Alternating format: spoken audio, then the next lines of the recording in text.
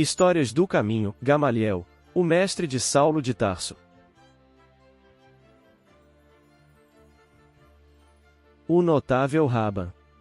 Gamaliel pertencia à seita dos fariseus, que tinha nas mãos, à época primeira da Boa Nova, praticamente todo o alto ensino religioso. Era dos homens mais notáveis da seita farisaica. Representava, como o grande Hillel, a tendência liberal. Não desprezava ninguém. Afável e bom, não condenava os crentes que falavam grego, nem voltava ostensivamente a cabeça, quando, nas ruas, cruzava com mulheres ditas pagãs. Retribuía as saudações dos estrangeiros, o que, fez-se ao formalismo e orgulho farisaico, era tido como um sinal de insigne generosidade. Sua ortodoxia era inatacável, tanto que lhe foi criado um termo para o fim expresso de testemunhá-lo. Assim, enquanto os doutores da lei, antes dele, eram chamados Rab, isto é, mestre, ou ainda Rabi, meu mestre, a ele davam a denominação de Raban, nosso mestre. A Mishnah, isto é, a tradição dos antigos, por ocasião da sua morte, recolherá o férvido elogio que lhe foi feito. Desde que Gamaliel desapareceu, já não existe a honra da lei. A pureza e a devoção morreram com ele. Rabban Gamaliel tinha uma alma profundamente religiosa e uma consciência perfeitamente reta.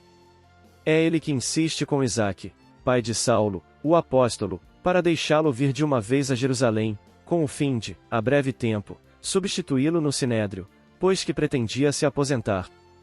Quando das primeiras perseguições aos homens do caminho, em Jerusalém, atendendo ao convite de Simão Pedro, visita a casa do caminho, para melhor conhecer as suas atividades. Ali, emociona-se ao encontrar antigo amigo de Cesareia, por nome Samonio, a quem conhecera no Fausto e na opulência. O velho amigo está doente, abandonado pela família, e enaltece o trabalho dos seguidores de Jesus, observações que penetram fundo o coração do justo Gamaliel. O sábio Rabban felicita os companheiros de Jesus pela obra que realizavam na cidade, tecendo algumas considerações a respeito de cuidados que Pedro deveria tomar, com o intuito de aparar os golpes da violência que, cedo ou tarde, haveriam de chegar. Presenteado com os apontamentos de Mateus, Gamaliel se pôs a ler imediatamente. Diria a Saulo, ao se desencadear a fúria do discípulo sobre os seguidores de Jesus: presinto grandes transformações em toda parte. Pede-lhe, em seguida, a libertação de Pedro, João e Filipe. Não alcançou êxito quanto a Estevão, a respeito do qual Saulo insistiu na pena de morte por apedrejamento. Frise-se que a única voz que se levantou, no seio do Sinédrio, a favor daqueles homens, foi a de Gamaliel, que Atos dos Apóstolos capítulo 5, versículo 38 a 39 assim registrou: aconselho-vos a que não vos metais com estes homens, e que os deixeis. Porque, se esta ideia ou esta obra vem dos homens, ela mesma se desfará. Mas, se vem de Deus, não a podereis desfazer, assim não correis o risco de fazer oposição ao próprio Deus. Após o episódio de Damasco, Saulo tornará a procurar o Rabban, agora com outra disposição. Gamaliel se retirara para um oásis de propriedade de seu irmão Ezequias, onde lia e meditava interminavelmente sobre os textos de Mateus. Abandonara as práticas religiosas do judaísmo, e a família o tratava com condescendência, considerando-o um pobre velho meio caduco, mas muito amado. O diagnóstico médico afirmava que padecia de singular astenia orgânica, que lhe consumia as últimas forças vitais. Envolvido numa grande paz interior, Gamaliel, realmente alquebrado, recebeu o antigo discípulo com alegria. Seria o último encontro de ambos, naquela encarnação. As mãos trêmulas e secas, são beijadas pelo moço de Tarso. Os cabelos pareciam mais brancos, a pele estava sulcada de rugas, na face de uma palidez indefinível. Com lágrimas de emoção nos olhos vivos e serenos, o velho mestre ouve a narrativa de Saulo sobre os acontecimentos de Damasco. Aquela prova enchia-o de profundo consolo. Não havia aceitado, em vão, aquele Cristo sábio e amoroso, incompreendido dos homens. Lúcido, Gamaliel orienta os passos iniciais de Saulo nos novos caminhos. Antes de retornar a Jerusalém ou a Tarso, cabia-lhe consolidar seus propósitos na meditação e no silêncio, enquanto as suas mãos trabalhassem no Tir. Intercedendo junto ao irmão, conseguiu que ele fosse aceito como um de seus empregados, no deserto de Dan, junto aos refugiados Áquila e Prisca. O velho mestre, que lhe transmitirá a sabedoria milenar da velha lei, impulsionava-o agora na direção da nova lei. Tendo feito, de próprio punho, cópias do Evangelho de Mateus, completo, Gamaliel confia os rolos a Saulo, pois reconhece que seu fim se aproxima e os escritos que lhe haviam iluminado o espírito, deveriam servir a outros muitos. Confiando-lhe, ademais, as anotações que lhe tinham sido presenteadas por Simão, diz-lhe que, futuramente, poderiam lhe servir de credencial, junto a Pedro, em Jerusalém, quando ali se apresenta-se, podendo fazê-lo em seu nome. Seria injusto dizer que não trabalhou pelo Cristo. Serviu fielmente de maneira decisiva junto ao espírito ardente de Paulo. Se não o declarou publicamente, suas diligências no Sinédrio salvaram a comunidade nascente. Orientou Paulo na moderação e, depois, aconselhou-o ao período de retiro para amadurecimento das ideias. Foi quem o introduziu, de forma sutil, ao exame da Boa Nova, após sua estrada de Damasco. Vejo-te, no futuro, dedicado a Jesus, com o mesmo zelo ardente com que te conheci consagrado a Moisés. Se o Mestre te chamou ao serviço é porque confia na tua compreensão de servo fiel. Quando o esforço das mãos te haja granjeado a liberdade para escolheres o novo caminho a seguir, Deus há de abençoar-te o coração, para difundires a luz do Evangelho entre os homens, até ao último dia de vida aqui na terra. Os amigos do jovem de Tarso. Foi no oásis de Dan, distante mais de 50 milhas de Palmira, cidade no deserto sírio-arábico, fortificada pelo rei judeu Salomão, que Saulo, que viria a tornar-se o apóstolo dos gentios, os viu pela primeira vez. Era um casal harmonioso, onde o respeito mútuo, a perfeita conformidade de ideias, a elevada noção de deveres, e, sobretudo, a alegria sã irradiavam de seus menores gestos. Prisca, também chamada Priscila, tinha servido, quando menina e órfã desamparada, como serva da esposa do irmão de Gamaliel, mestre de Saulo. Bons operários, segundo o comerciante Ezequias, que os empregava, eram, quando ali chegou Saulo, para o seu exílio espontâneo de 3 anos, os únicos habitantes. Dedicavam-se à preparação de tapetes de lã e de tecidos resistentes de pelo caprino, para barracas de viagem. Viviam ambos a mocidade e, dotados de bom ânimo, trabalhavam com alegria. Prisca era a expressão do carinho. Apreciava entoar velhas canções hebraicas, que ressoavam no grande silêncio do deserto. Concluía as tarefas domésticas e se postava junto ao marido, nas lides do Tir, até as horas avançadas do crepúsculo.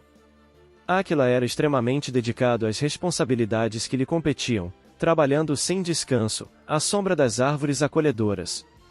Quando caía a tarde, o casal, depois acompanhado por Saulo, estudava as anotações do apóstolo Levi. Ambos tinham vivido em Jerusalém e frequentado as reuniões na Casa do Caminho. Contudo, quando se desencadearam as perseguições comandadas pelo então orgulhoso rabino de Tarso, eles foram presos. Áquila tinha uma tenda de tecelão e seu pai, uma padaria, que era motivo da cobiça de um certo Jochaí, que várias vezes desejara adquiri-la, sem êxito. Munido de autoridade, o infeliz personagem mandou prender o casal e o pobre velho. Esse, por sua vez, nem era seguidor de Jesus, embora simpatizasse com as ideias. Áquila e Prisca foram soltos, mas o dono da padaria logo teve todos seus bens confiscados e sofreu nas mãos dos algozes as piores torturas.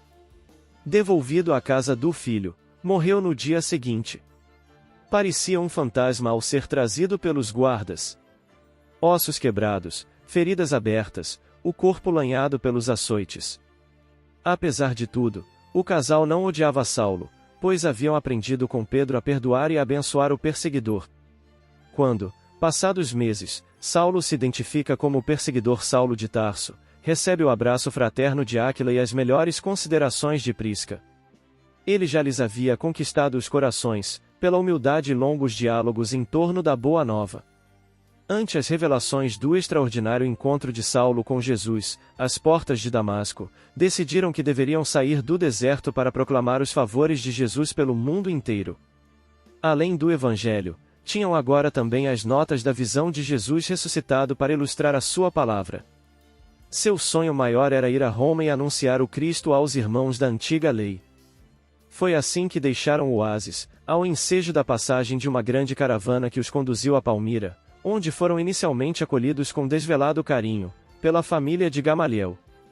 Pelo ano 50, Áquila e Prisca tornariam a se reencontrar com Paulo, em Corinto.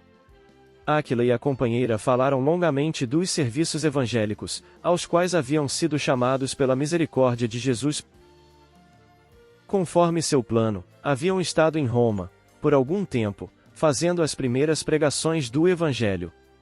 Os judeus lhes haviam declarado guerra e, certa noite, contou Prisca que, estando sozinha, um grupo de israelitas lhe invadiu a casa e a açoitou, duramente. Quando Áquila chegou, a encontrou banhada em sangue. Tudo narram, entre exclamações de regozijo pela honra de servir ao Cristo. A instâncias de Paulo, empreendem esforços para a fundação de uma igreja em Corinto. Em 52, acompanharam Paulo a Éfeso, ali se instalando. Quando um certo Apolo, judeu eloquente, natural de Alexandria, veio a Éfeso, foram Áquila e Prisca que lhes puseram minuciosamente a boa nova, tendo ele se tornado um pregador. Com ele, foram a Corinto. Pela veemência de sua pregação, convencia publicamente os judeus, mostrando pelas Escrituras que Jesus era o Cristo. De retorno a Éfeso, Áquila e Prisca sofreram novas perseguições. Sua oficina singela foi totalmente destruída, quebrados os teares, atiradas à rua as peças de couro. O casal foi preso e somente libertado, após a movimentação dos melhores empenhos de Paulo. Renan, o autor francês, ao se referir à Igreja de Roma, escreve que não se sabe, com exatidão, quem a teria fundado. Afirma, contudo, que com certeza, os membros mais antigos dessa igreja seriam Áquila e Prisca. Para Paulo, desde o oásis de Dan, foram queridos amigos, que ele tornaria a encontrar em Roma. Chamou os seus cooperadores em Jesus Cristo, afirmando que expuseram as suas cabeças pela vida dele. A eles dirigiu, em suas epístolas, inúmeras saudações, como podem ser encontradas na primeira epístola aos Coríntios, capítulo 16, versículo 19, na epístola aos Romanos, capítulo 16, versículos de 3 a 5 e na segunda epístola a Timóteo, capítulo 4, versículo 19. As palavras da benfeitora Joana de Ângeles, em um tópico realmente necessário ao entendimento da criatura humana, no sentido de melhor compreender os desafios da vida na Terra. Não te preocupes mais e siga amando, que ao final dessa jornada aos olhares para trás perceberás que as pessoas, os problemas e mesmo esse mundo nunca existiram como tu os via. Eles só foram colocados em torno de ti para te dar oportunidade de evoluir enquanto espírito. Se viveres assim na consciência da imortalidade da sua essência divina, quando chegar o último dia desse corpo aqui na Terra verás que a luta nunca foi contra o outro. O tempo inteiro foi entre você e você mesmo. O maior desafio da criatura humana é a própria criatura humana. Joana de Ângeles. Comentários finais. O perdão, na etimologia da palavra, perdoar tem origem no latim medieval, perdonare. A palavra perdonare é composta por duas partes, per, que significa total, completo, e donare, que significa dar, entregar, doar. Filosoficamente, a ação de perdoar é uma atitude que pode ser mais corajosa e libertadora do que a autoculpa e a vitimização. Ao perdoar, a pessoa abre mão de sentir-se vítima de algum ato ruim e doa o direito de estar ressentida com quem fez a agressão. Em química, para se formar uma molécula, é necessário que coloquemos átomos ali dentro, mas existe um limite máximo para que essa molécula não entre em colapso. Por isso temos o hipoclorito, clorito, cloreto, clorato e o perroclorato, temos o permanato e o peróxido, todos estão num nível máximo de oxigênio dentro de uma molécula. Dizemos isso porque quando estamos no limite máximo usamos o prefixo per. Uma coisa pode estar feita, mas pode estar perfeita, podemos seguir ou perseguir, podemos permanecer ou perfazer. Usando essa analogia podemos refletir que o amor é o oposto do egoísmo, neste último nós recebemos e no primeiro amor, nós doamos. Então se queremos doar em nível máximo nós perdoamos. O perdão é o nível máximo do amor.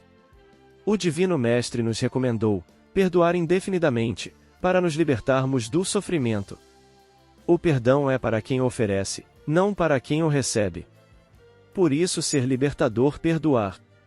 Vem luz do mundo, vem archote de luz, vem Jesus, viva Jesus! Nascer, morrer, renascer ainda e progredir sempre, tal é a lei. Base bibliográfica. Momento Espírita. O Notável Raban, em 18 de fevereiro de 2016. Momento Espírita. Os Amigos do Jovem de Tarso em 24 de fevereiro de 2016. Comentário de Álvaro Siviero, em Torna da Química do Amor, no sentido do perdão.